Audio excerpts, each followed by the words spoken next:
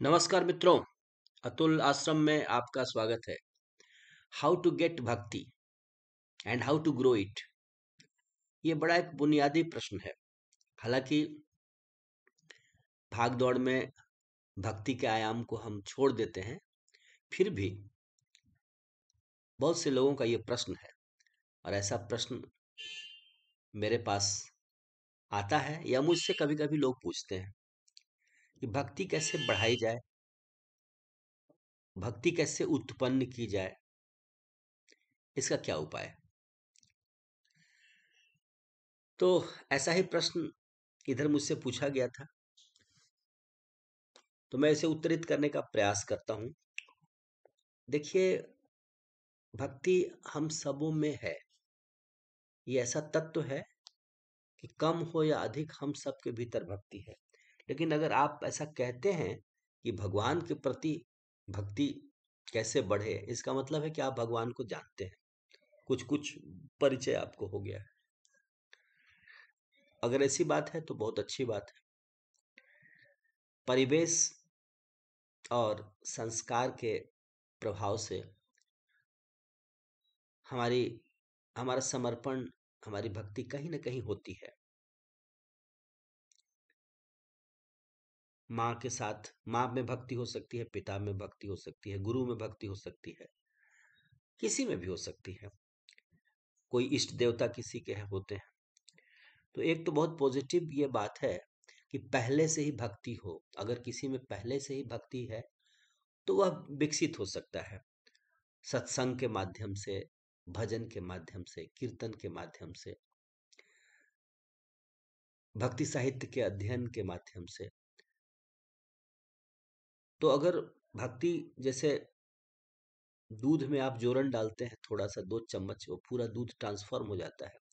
वैसे ही थोड़ी सी भक्ति अगर उपलब्ध है तो सही वातावरण दे करके उसे विकसित किया जा सकता है। और उसके लिए आवश्यक है वही भजन, कीर्तन, सत्संग, बहुत पावरफुल है।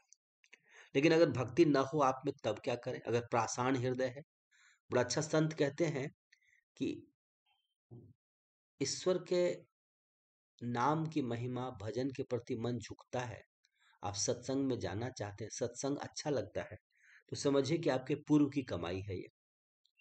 बहुत बड़ा रास्ता आपने पहले तय कर लिया है अब। ठीक, यदि ऐसा नहीं है तब भी अगर आप भक्ति, आप सत्संग में जाते हैं, महापुरुषों का सत्संग करते हैं, तो आपके भीतर भी भक्ति का उद्रेक होता है। वृंदावन जाते हैं, गोवर्धन जी की परिक्रमा करते हैं, चित्रकूट जाते हैं, कामदगिरी की परिक्रमा करते हैं, अयोध्या जाते हैं, तीर्थों पर जाते हैं, संतों से मिलते हैं, तो भक्ति उत्पन्न होती है। अगर रामचरित जैसे रामचरितमानस जैसे ग्रंथ पढ़ते हैं, तब भी आप में अ, भक्ति के बीज वपित होने लगते हैं, क्योंकि रामचरितमानस के सभी पात्रों में अद्भुत भक्ति है। तो ये एक सरल उपाय है। लेकिन साथ साथ संतों के अनुभव भी हैं और कुछ प्रैक्टिकल एस्पेक्ट भी है जो बार बार कहा गया है। रामचरितमानस में राम जी ने कहा है हनुमान को, सो अनन्य जाके असी मति न टरै हनुमंत, मैं सेवक सचराचर रूप स्वामी भगवंत।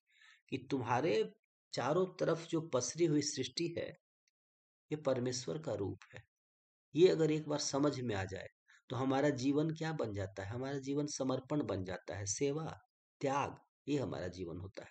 और हम सब कुछ न कुछ सेवा, समर्पण, त्याग कर रहे हैं। कोई किसान बन के, कोई शिक्षक बन के, कोई कवि बन के, कोई दार्शनिक बन के, कोई प्रशासक बन के, कोई योद्धा बन के, सब राम काज में ही तो डटे हुए हैं। ये अगर भाव एक बार आ जाए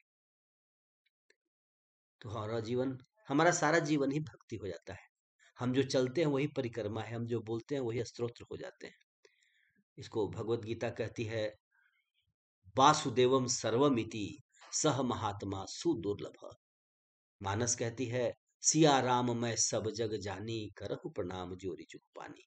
तो ऐसा जब भाव भरा हृदय होता है तो किसान का कृषि, कवि की कविता, सब भक्ति है। क्योंकि सब उसी प्रभु की सेवा के लिए है, उसी प्रभु के सृष्टि को और सुंदर बनाने के लिए काम हो रहा है। राम काज किन्हे बिना मोहि कहाँ विश्राम। ये हनुमान जी का भाव आ जाता है। मैनाक पर्वत कह रहा है नाश्ता कर लो, पानी ले लो, आराम कर लो। हनुमान जी कहते हैं राम काज किन्हे बिना मोहि कहाँ विश्राम। जब सिया जी के दर्शन कर लेते हैं सीता माता के, तब उनको भूख लगती है। मातु सुनहु मातु मोहि अतिशय भूखा, लागी देख सुंदर फल रूखा।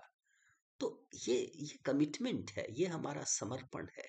ये रोल मॉडल जो है लोग बता रहे हैं, हनुमान जी या जो भी संत हैं वो बता रहे हैं कि कैसे। फिर अनेक ऐसे भावपूर्ण प्रसंग हैं। तुलसीदास ये अ, विभीषण जी बड़ी विपरीत परिस्थिति में भक्ति करते थे। रामायुध अंकित गृह शोभा वर न जाई, नव तुलसिका वृंद सब देखि हरसि कपीराई। तो क्या होता है जब किसी की भक्ति फलित होने लगती है, भक्ति परिपक्व होती है, तो या तो प्रभु स्वयं आ जाते हैं या आपने किसी भक्त को भेज देते हैं सहारा देने के लिए, ढाढ़स देने के लिए।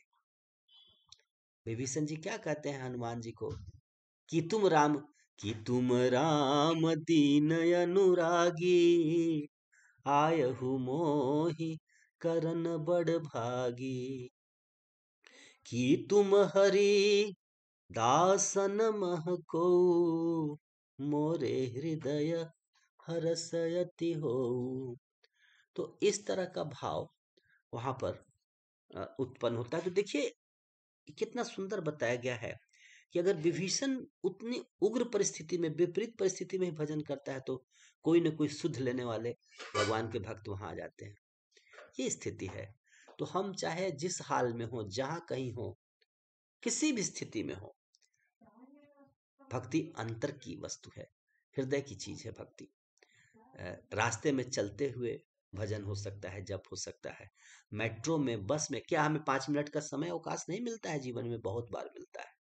5 मिनट, 10 मिनट, जब जब भी अवकाश मिले, मन जुड़ जाए ईश्वर के प्रति, ईश्वर से। और साथ साथ जो साधु संतों ने, कवियों ने, भक्तों ने श्लोक चौपाई दोहा लिखा है, वो 10-11 याद हो जाए, 15 याद हो जाए। रामचरितमानस के बिल्कुल बिल्कुल अंत में बड़ा अच्छा संदेश है। सतपंच चौपाई मनोहर जानी नर जो, उर धरै दारुण अविद्या पंच जनित विकार श्री रघुवर हरै। बहुत सुंदर तुलसीदास ने कहा है, गोस्वामी जी ने कितना सुंदर कहा है। 7-5 चौपाई, या कुछ कहते हैं कि 7 × 5 माने 35 चौपाई। याद कर लो, याद कर लो, जो तुमको सबसे मीठा मधुर लगता है याद कर लो। कैसे बचपन से हनुमान चालीसा याद था, बस जहां कहीं मौका मिले गुनगुनाओ, नहाते समय गुनगुनाओ, रोटी बनाते समय गुनगुनाओ, 2 क्लास के बीच में कुछ लिख रहे हैं, पढ़ रहे हैं, बीच में अवकाश मिला तो चेंज के लिए आप फिर गाने लगे, गुनगुनाने लगे। शाम में चाय पर बैठे हैं, गुनगुनाइए। लोगों के बीच में भी कभी कभी, तो क्या होगा, आसपास के लोगों में भी वो बात पहुंच जाएगी और एक बहुत सुंदर माहौल बनेगा। क्योंकि डेवलपमेंट के साथ साथ सड़कें तो चौड़ी हो जाएंगी, 8 लेन हो जाएंगी, बिल्डिंगें ऊंची हो जाएंगी। होता क्या है कि हृदय पाषाण बन जाएगा, कठोर होता जा रहा है हृदय। ठीक है। तो पर्वतराज हिमालय हमारा हृदय जब बन जाता है, तो क्या होता है, उसी पर्वत के घर में इसका जन्म होता है, पार्वती का। श्रद्धा विश्वास रूपिणो, भवानी शंकरो वंदे श्रद्धा विश्वास रूपिणो। तो वह हृदय चट्टान है, उसमें भक्ति उत्पन्न हो जाती है, श्रद्धा। तो इसके लिए गोस्वामी जी कहते हैं कि कुछ चौपाई, दोहे, छंद याद कर लीजिए और उसको गाइए, गुनगुनाइए। तो और 2-4 लोग मिले तो और अच्छी बात है, उनके साथ उनको शेयर कीजिए।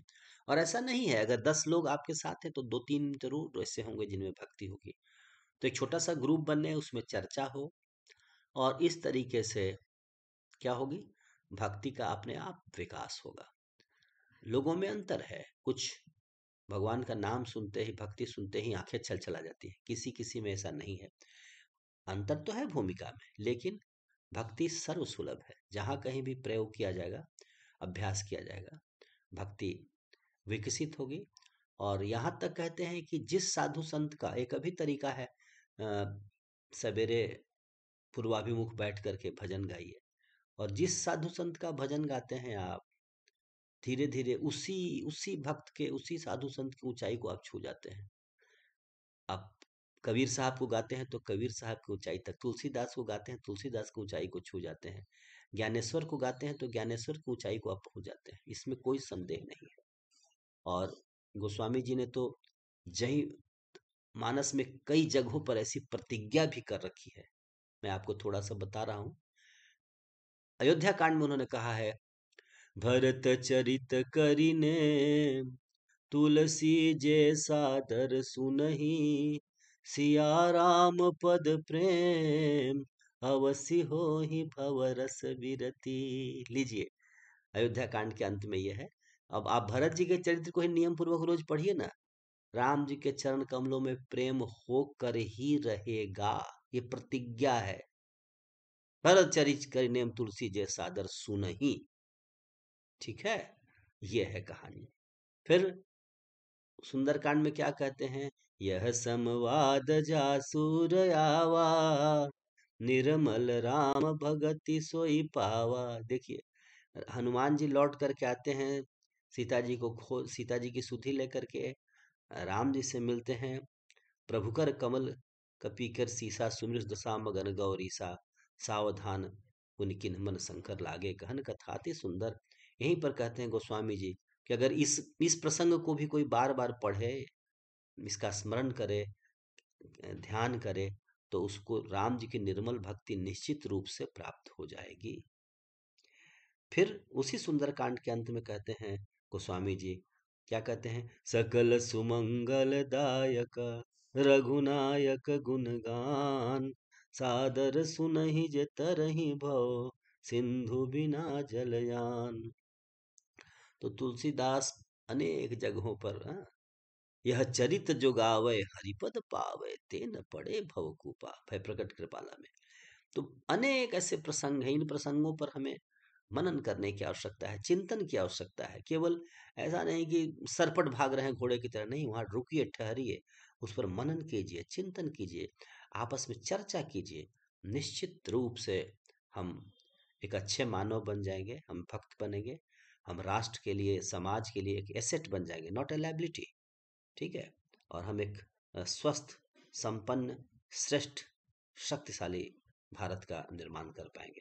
हमारे हमारे रोल मॉडल हमारे पूर्वज ऐसे ही थे, जिनमें वस्तुतः हमारे संस्कृति में तीन गुणों पर बड़ा ध्यान दिया गया है।